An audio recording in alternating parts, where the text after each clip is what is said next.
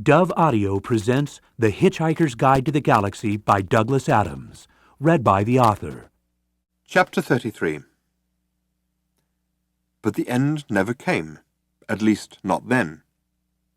Quite suddenly the barrage stopped, and the sudden silence afterwards was punctuated by a couple of strangled gurgles and a thud. The four stared at each other. "What happened?" said Arthur. "They stopped," said Zaphod with a shrug. "Why?" "Dunno. You want to go and ask them?" "Nope." They waited.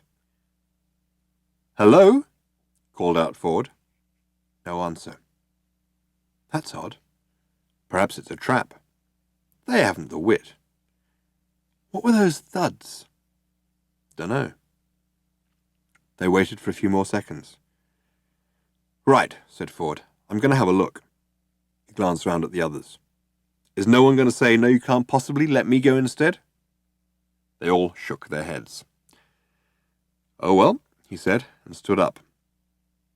For a moment, nothing happened. Then, after a second or so, nothing continued to happen.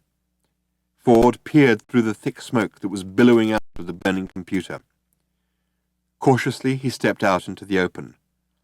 Still, nothing happened. 20 yards away, he could dimly see through the smoke the space-suited figure of one of the cops. He was lying in a crumpled heap on the ground. 20 yards in the other direction lay the second man. No one else was anywhere to be seen. This struck Ford as being extremely odd. Slowly, nervously, he walked towards the first one. The body lay reassuringly still as he approached it, and continued to lie reassuringly still as he reached it, and put his foot down on the killer zap gun that still dangled from its limp fingers. He reached down and picked it up, meeting no resistance. The cop was quite clearly dead. A quick examination revealed him to be from Blagulon Kappa. He was a methane-breathing life form, dependent on his spacesuit for survival in the thin oxygen atmosphere of Magrathea.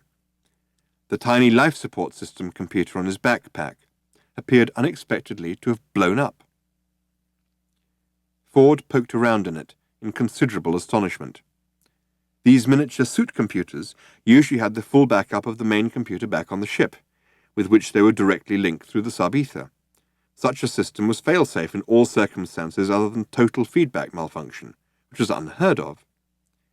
He hurried over to the other prone figure and discovered that exactly the same impossible thing had happened to him, presumably simultaneously.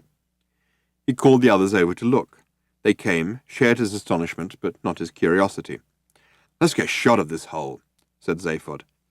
"If whatever I'm supposed to be looking for is here, I don't want it." He grabbed the second killer zap gun, blasted a perfectly harmless accounting computer, and rushed out into the corridor, followed by the others. He very nearly blasted hell out of an air car that stood waiting for them a few yards away. The air car was empty, but Arthur recognized it as belonging to Slatty Bartfast. It had a note from him pinned to part of its sparse instrument panel.